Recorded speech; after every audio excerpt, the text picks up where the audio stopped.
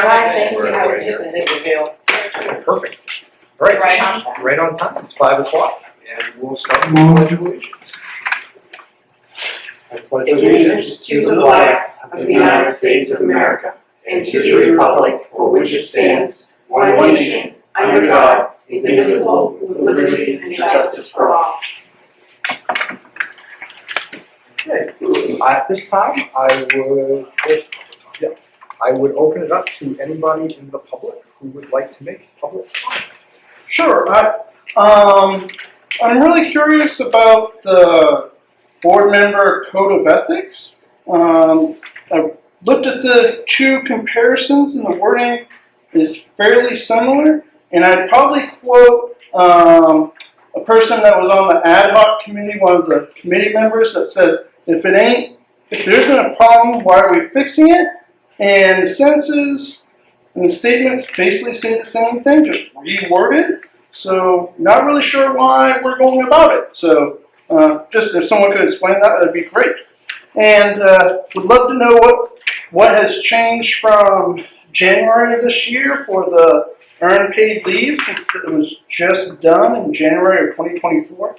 So those are my only two questions, since it wasn't, again, not all the documents put out what was being changed. And thank you. And Greg Newell, if I didn't state.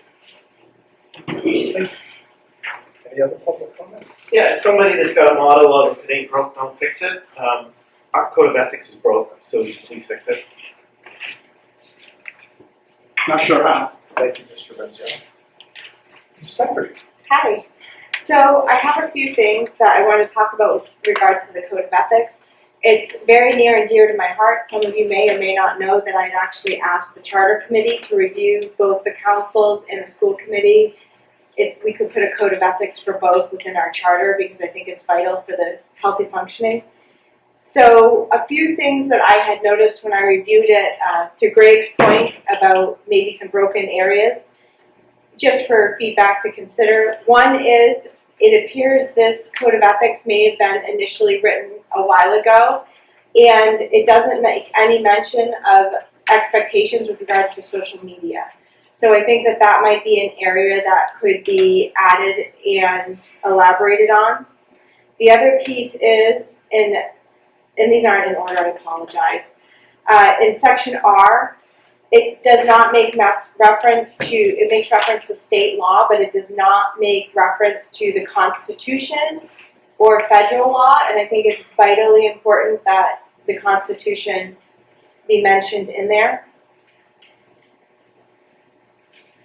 Next, I think one thing that would be very important in our Code of Ethics and maybe other schools' Code of Ethics, again, going back to modernizing it, people have the ability to record anywhere, anytime, and I think that a Code of Ethics change to include any committee member, if they are recording a meeting, another committee member, or an employee conversation, that they have to explicitly state that they are doing that.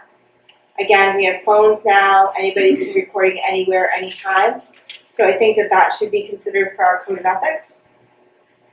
Next, something, and I don't have the definite wording on this or anything, but basically threats and false accusations.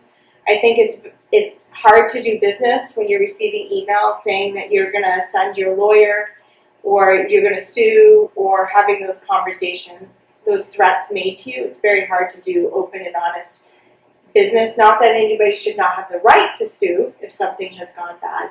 Those continual threats can really dampen the ability to do business. So I think there needs to be language about that. And also, along that lines, false accusations. I think when false accusations are continually said, it does a couple of things. It waters down, it confuses the community.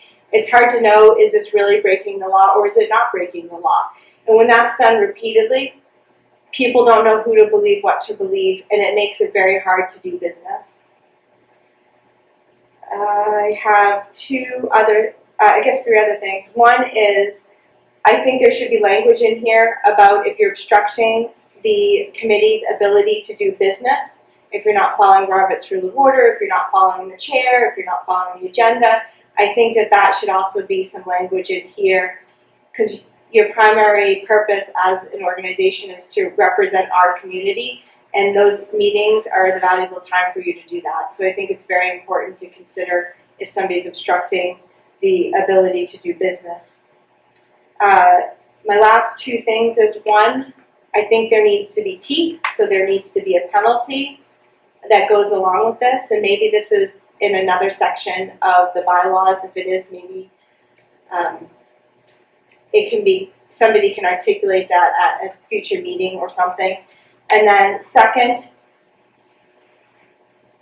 just open and honestly here, we have the MSA who wrote these bylaws, who are represented by the same law firm that represents us as a town. I believe it's the same law firm. So I think it would be very good in a case like this where you may be disciplining somebody to get a second opinion from another independent legal. Again, and I think it just needs, my biggest concern is it needs to be modernized. There's some modern capabilities that exist that I feel these do not reflect in here for appropriate conduct and behavior. Thank you. If you have questions, I said a lot, I can circle back to you. Or Greg can provide his recording. Thank you. All right. Which one do I have first? I do have the ethics first. Okay.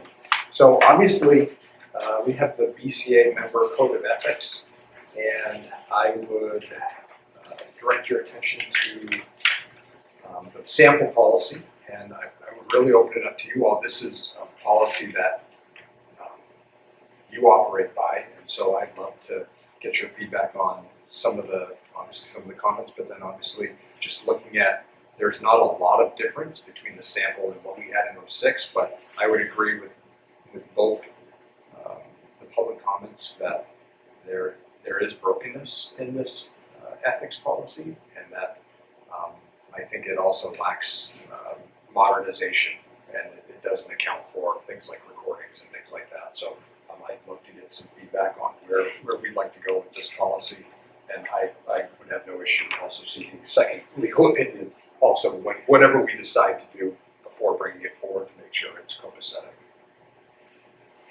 You want to go first, Doug? No. Okay. You know, to the point of if it's not broken, why fix it? We are looking at this because it is broken.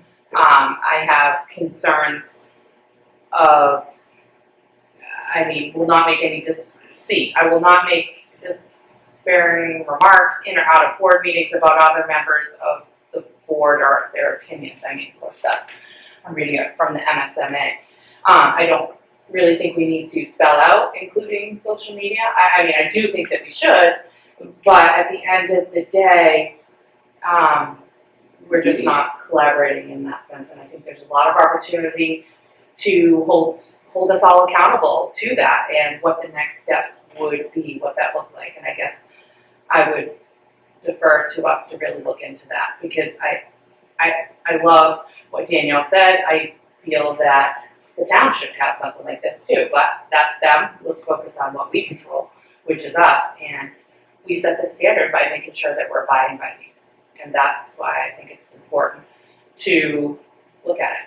I'm saying I because I don't speak in the third person. So that would be the reference there. Yep. And if the rest of the committee doesn't feel that it's something that we should look into, then by all means.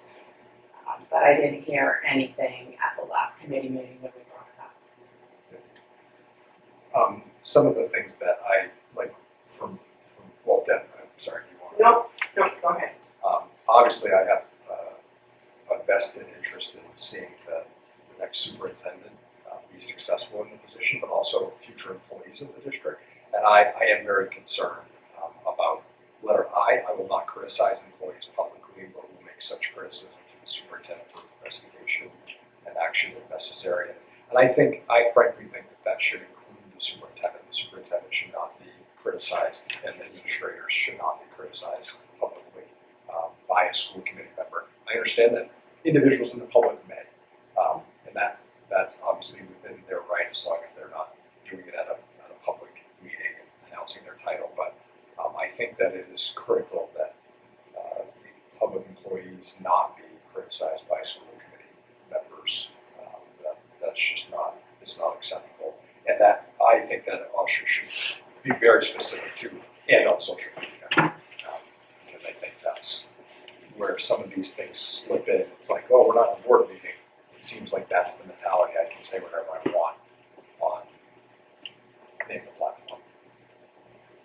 So I also strongly agree with having an RS or T that states that school committee members would not record conversations with the employees. I just feel like that's, again, a huge breach of confidentiality. There should be no reason why we shouldn't have to worry about being recorded. And with artificial intelligence and what they can do with 30 seconds of your voice now, that can easily be maligned and twisted in a negative way. So I think ultimately there's some things that we can add in, but it comes back to where's the teeth? Where do we actually put teeth to this? And that's I throw that back to you folks. I think that's a valid point that we could get an independent party's viewpoint of it beyond Michael through John Woodson, not Rudman, Winchell, Tim Pease, but an outside opinion on this. Again, I'm only going to say that I think if these are breached, there ought to be a process or a mechanism in which the board can take action against another board member. That ought to be, if the board can dictate how it operates, it ought to be able to dictate how an individual operates, and whether that's the recension of voting rights, whether that's I don't know what else there could be for teeth, but I think that that ought to be explored, because these things cannot continually be broken and people be blocked from doing what's right. You know, the board needs to be able to operate without fear or some of these things happening.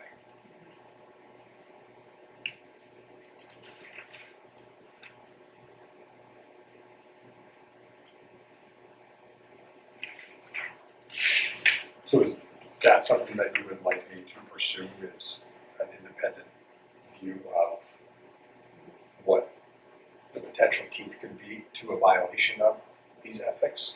Yes, and I think that as much as I don't think we should have to spell out social media, apparently probably we do. When these policies were brought forward, I mean, this one was reviewed back in 2006, but social media wasn't a concern at that point. When people had discussions or disagreements, they had discussions in the parking lot. You know, they talked on their way out from a meeting or something like that. It wasn't recorded, it wasn't, you know, pieces of conversations, not the whole conversation. And I think that putting something in here regarding media, looking at it from my perspective, it's something, you know, when I first looked at this code of ethics, when I became a board member, these were all things that were just the norm to, you know, to follow. But now there are so many different avenues and people have so many different perspectives of things that I think that we need to look at, you know, board members or whatever following the same protocols, the same chain of command that we ask for our parents when they have a concern about a teacher or, you know, whatever, there's a procedure, you know, you go through the chain of command. And so I think that maybe some looking at this so that it has clearer meaning and, you know, I don't have any magic words, but I just know that when I looked at this the first time, it was, these things were, there was no reason to question them because people looked at things differently. They looked at things differently, so, and, you know, that doesn't mean it's right or wrong, it's just, it was a different time. You know, I mean, for me, we're supposed to be the leaders of the community. And when we allow adults to act this way on social media. I mean, we suspend kids when they treat other kids that way. So we've gotta be along the same lines, really. There's gotta be some repercussions for if you don't follow this. Yeah. And whether it's censorship, what's the word that I'm trying to say? Yeah, it could be censorship. Yeah. Yeah. There has to be a mechanism. I mean, at some point, because I'm getting concerns brought forth from these not being followed. So that's why I presented it last time. Yeah, and I would be interested to know, does that mechanism then stay in this policy, or does it move into a different? I think it'll probably be a different policy, perhaps. But I mean, correct me if I'm wrong, I would imagine that we have those for the students. I mean, we don't allow bullying and for students to talk to other students that way. No, and there's right, the code of conduct, and then there's prescribed if this occurs and it's a level 3, then this is the recourse for that. Yeah. There's a mechanism for dealing with breaches in behavior. So would it be appropriate to add social media to the areas that, obviously, like, let's see, I will make no disparaging remarks in or out of committee meetings about other board members and their opinions, and on social media? Should that be put everywhere that it's applicable, or do you think it's just appropriate to put somewhere at the beginning? We acknowledge that social media, is it more appropriate to just put a phrase at the beginning that says these things apply in both personal conversation and on social media, right? Professional, personal, and social media, something like that, where it just is it's a blanket over this is the expectation for behavior. A blanket statement would be fine. Unless you thought that it should be everywhere. I think it would be redundant to put it everywhere. I think if there's a paragraph to address social media, and the expectations, I think to put a paragraph at the head of it, Yep. Would be an accurate follow through, I think.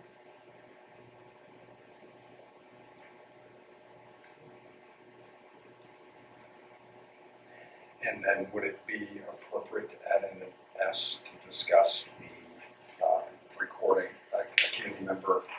So it'd be an I statement, obviously, and let's see, I will endeavor to attend meetings. I will recognize at all times the school board, which I stated. Probably makes more sense to put it, leave R last, or make R S, and put in an R that talks about I will not record school employees without telling them, Or any meetings. Right. Without notifying. Right. And we shouldn't have to say that about executive session, but I will verify that that doesn't need to be stated, because I think that, I gotta check that too, because I think it's important to say that about executive session as well. Well, if you're gonna do that, I think it would be important to take it a step further. I will not discuss anything within executive session.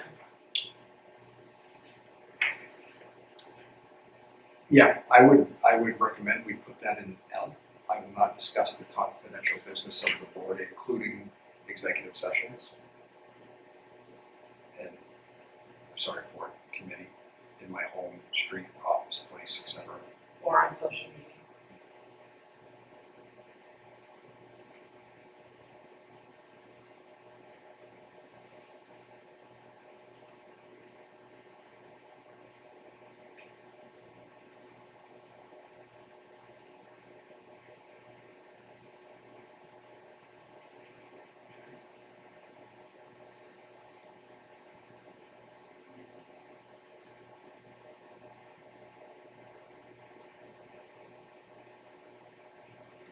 Some notes here so I can accurately tell Mr. Jody your draft.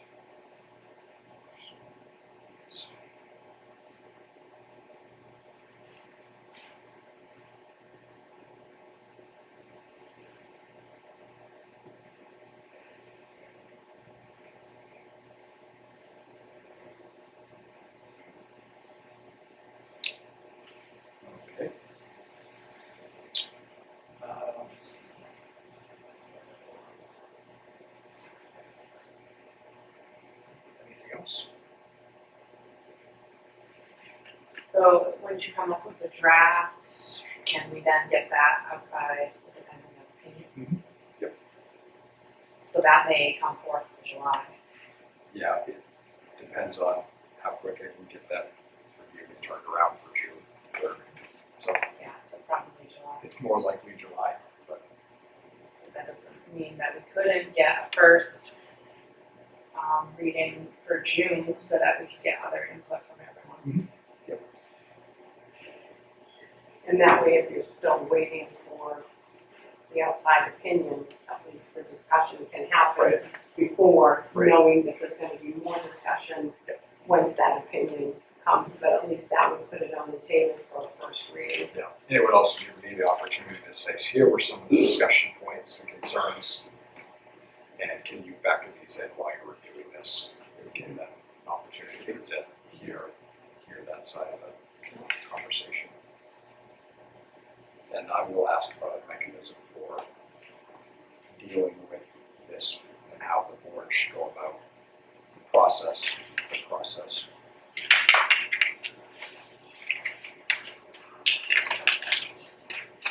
And whether that's a separate policy or if it falls into the same policy.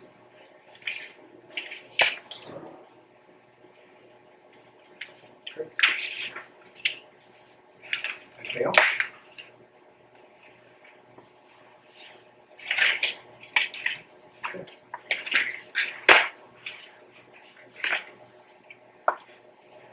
Moving on to unpaid leave. So,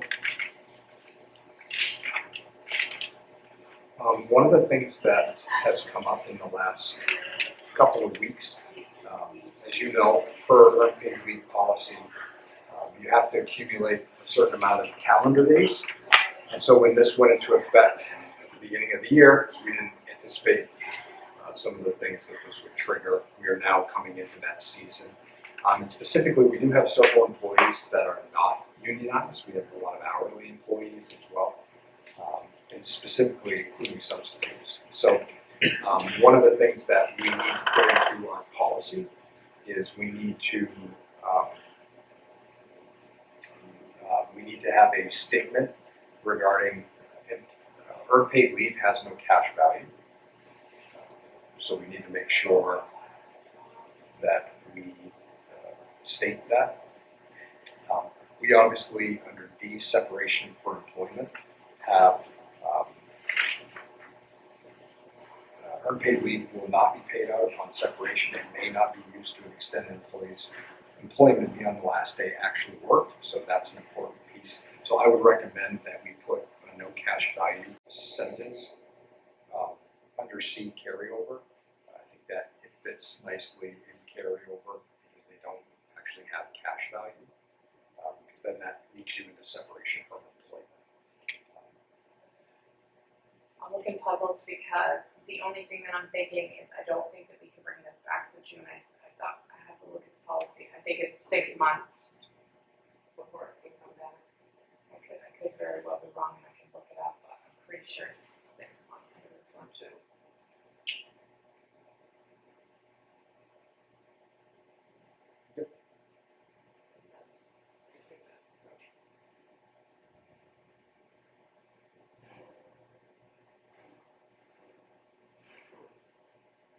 I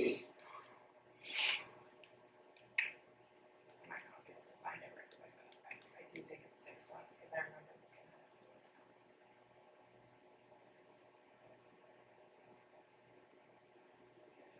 Is that what you thought? I did. But I will.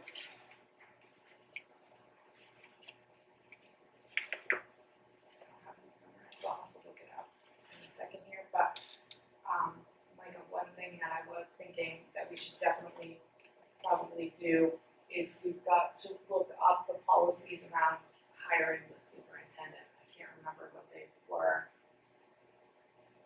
It came up from a special meeting that we had. I'll make sure for June that I have them, that we can bring up to get on the agenda for June. So if we can't bring this back, then what I would do is I would say if July ends up being July 9th or 10th, I don't I would just recommend that you put in a statement for no cash value, and that you also put in a statement that speaks to, they can take the EPL, or they can do cash in lieu of, and that would need to be necessitated by a form that we have in the office. So if somebody decided to cash out a day, and instead of using that day, then they could do that. They would just have to fill out a written form. So, because what's happening is some districts, obviously, they do it a little differently. They just allow people to build it into the time card and add it onto their time, and then it turns into overtime, right? So like now it's like, oh, you've got 48 hours or 52 hours, right? Whatever the case might be. And we want to make sure that people understand that they can use it for cash, but when they separate, it has no cash value. And if they do want to exchange an EPL day for cash, there's a form that has to be filled out. Again, this doesn't apply to most of our employees because they're in collective bargaining units, but it does apply to a handful, and we haven't addressed a couple little caveats that have come up.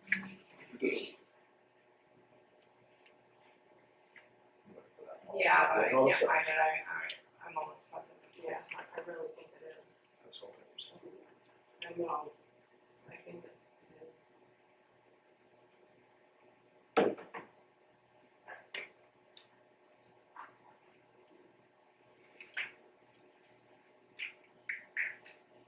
So I would just say that this is from the Department of Labor.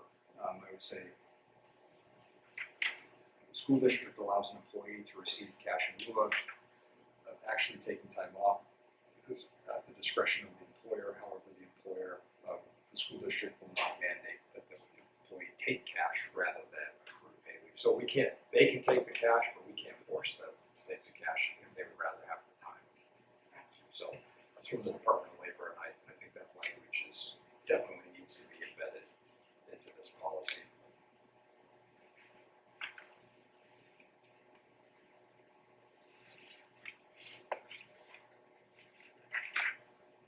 And if it can't go back in June, I would just make a note to have it brought back in July.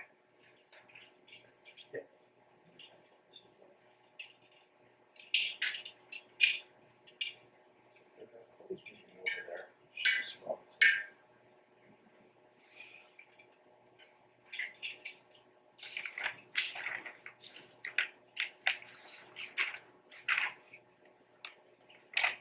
What's the oldest policy that we have, do you know? I don't know off the top of my head. We could just have Jody look to see if there's any from the 90s.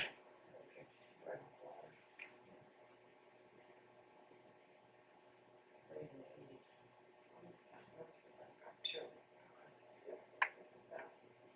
And then you have.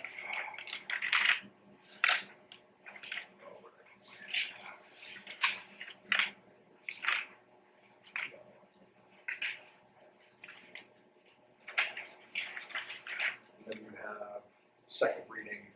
You have coming up in June. You also have relations with booster groups, where that was a new policy. We have an updated 5-year-old policy, and we have an updated first aid emergency care policy.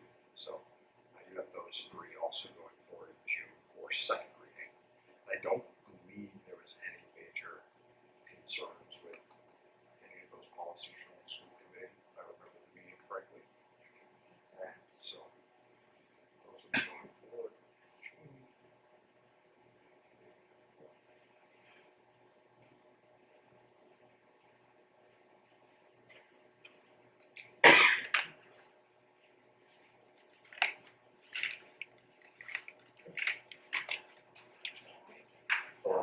I'll look up that policy and see if this can be brought back in June. If it can't, I will put it on the docket for either July or August, wherever it fits in the 6 month